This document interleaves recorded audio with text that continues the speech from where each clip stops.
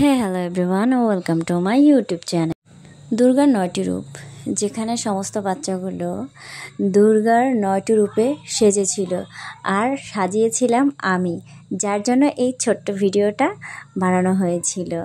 এখানে এক এক করে বাচ্চাগুলোকে জিজ্ঞেস করা হচ্ছিল যে তুমি কি সাজবে আজকে, তোমার সেজে কেমন লাগছে। বাচ্চাগুলো ভীষণ এক্সাইটেড ছিল, যেটা দেখে আমার খুবই ভালো লেগেছে। আর ওদেরকে সাজিয়েও ভীষণটা ভালো লেগেছে, কারণ হচ্ছে দুর্গাকে আমি যে সাজিয়েছি ও কন্টিনিউ 3.5 ঘন্টা একইভাবে বসেছিল, একটুকু ইরিটেট হয়নি। হ্যাঁ, ভেতর থেকে খারাপ লেগেছে, কিন্তু ও একদম স্থিরভাবেই বসেছিল আমার সামনে। বাচ্চাদেরকে যে শাড়ি পরাচ্ছিল ও হচ্ছে পায়েল। ও বাচ্চাদেরকে শাড়ি পরিয়ে দিচ্ছিল আর আমি মেকআপের কাজটা করেছিলাম। দেখো কত ছোট ছোট বাচ্চা, ওরা ভীষণ খুশি ছিল, ভীষণ খুশি। একে জিজ্ঞেস করা হয়েছিল তুমি কি সাজবে আর তোমার দাঁত কোথায় গেছে। আমি অরিজিনাল অডিওটা এখানে অ্যাড করিনি, তোমরা যদি শুনতে তোমাদেরও খুব ভালো লাগতো। এই যে ইনি হচ্ছেন মহাদেব, ভোলে বাবা। ওদের প্রোগ্রামটা ছিল 9টায় আর আমি ওখানে গিয়েছিলাম 4টা, বিকেল 4টায় গিয়েছিলাম। সাজতে কে না পছন্দ করে, বড়রা তো আমরা আছি, তারপরও বাচ্চাগুলোর হাসি দেখে বোঝা যাচ্ছে ওরাও কিন্তু কম এক্সাইটেড ছিল না। আর এখানে 9 জন, দুর্গারূপে 9 জন, তার সঙ্গে তো মহাদেব রেডি হয়ে গেছে। 9 জনকে এক হাতে তৈরি করা তো মুখের কথা নয়। আর সবাই আমার কাছেই সাজবে। আমি যখন দুর্গাকে সাজাচ্ছিলাম সবাই বসে আছে আমার চারপাশ দিয়ে, ম্যাম আমাকে কখন সাজাবে, আমাকে কখন সাজাবে, ওটা আমি দেখাবো, ওটা ভিডিও করেছি আমি। এই 4-5 ঘন্টায় ওদের কিন্তু একটুকু খিদা পায়নি, ঠিক আছে? ওরা একভাবে সাজতে ছিল। কখনো বললাম না, কখনো বলেনি যে ইস আমার অসুবিধা হচ্ছে কি এটা ওটা, ওরা হাসতেই ছিল। এই যে আমাদের দুর্গারূপী দুর্গা মা, যাই হোক, এর কিন্তু অনেক ধৈর্য মানতে হবে। বাপরে, 3-3.5 ঘন্টা ধরে আমি ওকে সাজিয়েছি। আমি এভাবে সাজাইনি কখনো, ফার্স্ট টাইম ট্রাই করলাম। পায়েল বলেছিল আমাকে যে আন্টি আমি একা ওদেরকে তৈরি করতে পারবো না, যদি তুমি আমাকে একটু হেল্প করো তাহলে আমার অনেক সুবিধা হবে। এই আর কি, একে সাজিয়ে দিচ্ছিলাম আমি আর ছোট ছোট ভিডিও ক্লিপস নিচ্ছিলাম। দুর্গারূপী, এর নাম হচ্ছে বাণী। বাণী কিন্তু দেখতে ভীষণ মিষ্টি।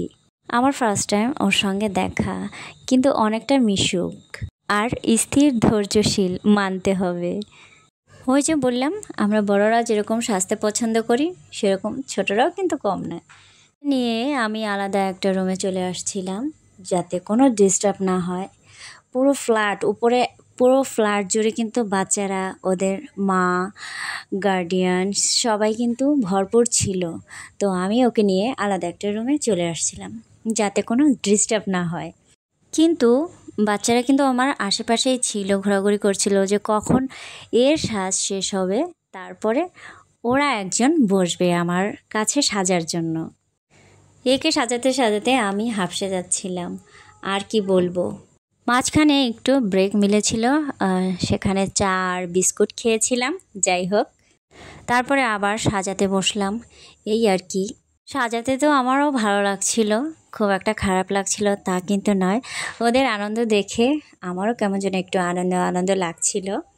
বাচ্চাদের সঙ্গে আমিও বাচ্চা হয়ে গিয়েছিলাম, এই আর কি। ওর কপালের চোখটা আমি এঁকেছিলাম, তো তারপরে সাইডগুলো একটু লাল রঙে ভরিয়ে দিচ্ছিলাম হালকা করে। দেখো কত সুন্দর চুপ করে বসে আছে। ওর কপালটা ভরে আমি সিঁদুর দিয়ে দিচ্ছিলাম, লুজ সিঁদুর যেটা হয় ওটা। সিঁদুরটা লাগাতে লাগাতে আমি সবার সঙ্গে হাসি গল্প করছিলাম। পাশে ওর মা ছিল। সেদিন কিন্তু বৃষ্টি ছিল আর ওয়েদারটাও একদম নর্মাল ছিল, আমার খুব ভালো লাগছিল। তো ওর 2 গালে, নাকে, কপালে একটু হাইলাইটার দিয়ে দিচ্ছিলাম। দেওয়ার পরে এই তো, ফিনিশিংটা কিন্তু খুব একটা ভালো হয়নি, কারণ ওর ফাউন্ডেশনটা খুব ওর সঙ্গে যায়নি। 2-3 শেড ওর ব্রাইট হয়ে গিয়েছিল স্কিন থেকে। এই যে ওর ফাইনাল লুক দেখো কত সুন্দর লাগছে। আর ও কিন্তু মিটিমিটি হাসছিল। আমাদের দুর্গা, ছোট হলে কি হবে, আজকালকার সবাই একটু পোজ জানে কিন্তু যে কিভাবে তাকাতে হবে, কিভাবে দেখতে হবে, বসতে হবে, ভিডিও বানাতে হবে। যাই হোক, এই যে আর একজন এসে বসে পড়ছে, এ কিন্তু ঘুরছিল আমার সাইডে। এর পাশেও যে আরও একজন বসে আছে। এ আমাকে বারে বারে বলছিল, ম্যাম ম্যাম আমি তোমার কাছে সাজবো, কতক্ষণে দুর্গার সাজটা শেষ হবে।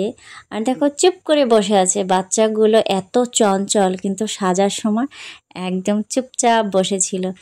এই যে সবাই কিন্তু তৈরি হয়ে গেছে, ফাইনাল লুক সবার। তো আজকের ভিডিওটা এই অবধি ছিল।